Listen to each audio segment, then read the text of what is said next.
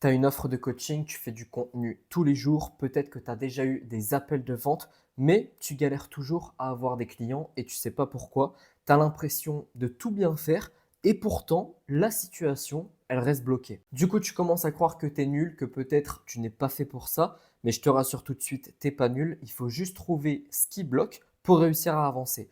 Et justement, dans cette vidéo, je vais te lister les 5 erreurs que font les coachs et je vais t'expliquer comment les corriger. On commence tout de suite avec l'erreur numéro 1, c'est que tu penses que ton offre est claire et pourtant, ce n'est pas du tout le cas. Tu dis, par exemple, en proposition de valeur, j'aide les gens à reprendre confiance en eux. J'aide les gens à atteindre leur plein potentiel. Le problème, c'est que ça, personne ne sait ce que ça veut dire concrètement. Et en fait, ton prospect, il va jamais acheter s'il n'arrive pas à s'imaginer dans le résultat, dans la situation désirée. Donc, tu dois vraiment corriger ça avec une promesse qui va être plus spécifique, plus ancrée dans le réel. Par exemple, j'aide les hommes de plus de 30 ans à perdre leurs kilos en trop sans aller à la salle. Ça, c'est précis, c'est concret. On peut s'imaginer dans cette situation, il n'y a aucun souci.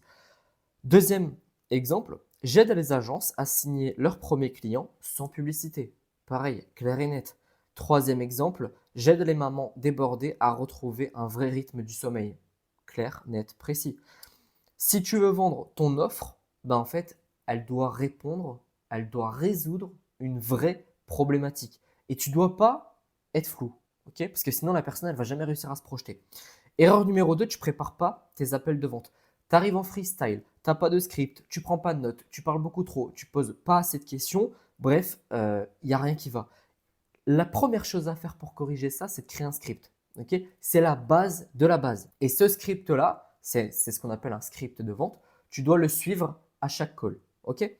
Ensuite, il y a ton pitch de vente. Bon, c'est là où tu vas pitcher ton offre, tout simplement. Tu peux même, si tu veux, créer une présentation sur Canva. Comme ça, pendant que tu es en train de la présenter, tu peux l'envoyer ou la présenter en visio, en partage d'écran à tes prospects.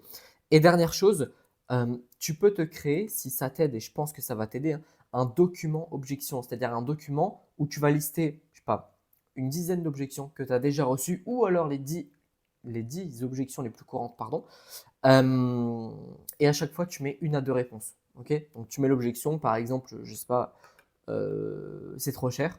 Et là, tu mets une réponse, deux réponses. Comme ça, tu as le choix, quand tu es en plein call de vente, de ne pas être bloqué avec une seule réponse. Parce que peut-être qu'il y en a une des deux qui est plus adaptée que l'autre. Et donc ça va vraiment t'aider à plus bégayer quand quelqu'un te dit justement que c'est trop cher, qu'il n'a pas le temps, blablabla. Troisième erreur, c'est que tu te caches derrière ton contenu. En gros, tu fais des posts, tu fais des stories tous les jours, mais tu fais jamais ce qui doit vraiment être fait. C'est ce que j'appelle l'illusion du travail.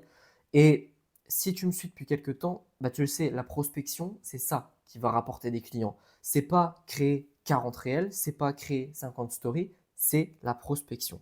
Et toi, tu envoies zéro message, tu relances personne, tu n'oses pas proposer de call, etc., etc. Et tu dois comprendre que, en gros, le contenu que tu publies, en règle générale, c'est pour attirer. Ok?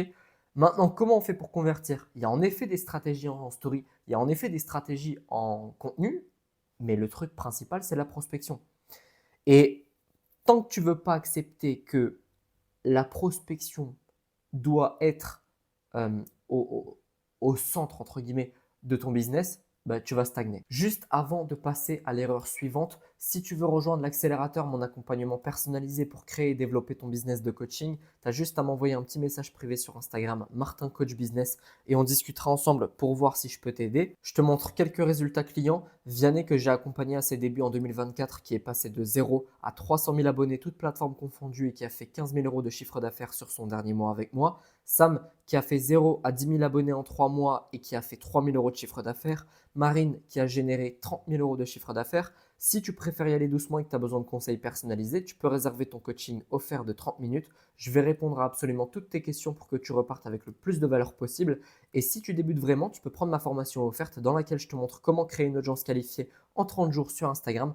Tous les liens sont dans la description, dans le premier commentaire épinglé. Je te conseille vivement de passer à l'action. Nous, on passe à l'action avec l'erreur numéro 4 qui est liée à la précédente de la prospection. C'est que tu prospectes mais sans stratégie. Tu envoies 5-10 messages par jour. un peu au hasard en espérant tomber sur des bonnes personnes. Tu n'as pas de suivi, tu n'as pas de fichier, tu n'as pas de Google Sheet, tu n'as pas de Excel, tu n'as pas de process clair. Bref, c'est le même bail qu'avec les calls de vente, tu es en freestyle total. Et le truc, c'est que si tu ne prends pas la prospection au sérieux, tu ne vas jamais avancer. L'erreur numéro 5, c'est que tu parles comme un expert et pas assez comme un vendeur. Et ça, c'est un problème qui est très, très, très répandu. C'est-à-dire que tu vas balancer des concepts un peu complexes. Tu vas essayer d'éduquer ton audience un maximum, mais ce truc-là, ça marche qu'un temps. Ok, les gens, ils vont te voir comme un expert. C'est magnifique, tu vois. Mais en fait, si tu ne te mets pas dans la peau d'un marketeur, tu vas être vu comme un mec limite surdoué, qui connaît plein de trucs, mais qui vend rien, qui n'est pas sûr de son produit, qui n'est pas coach, tout simplement.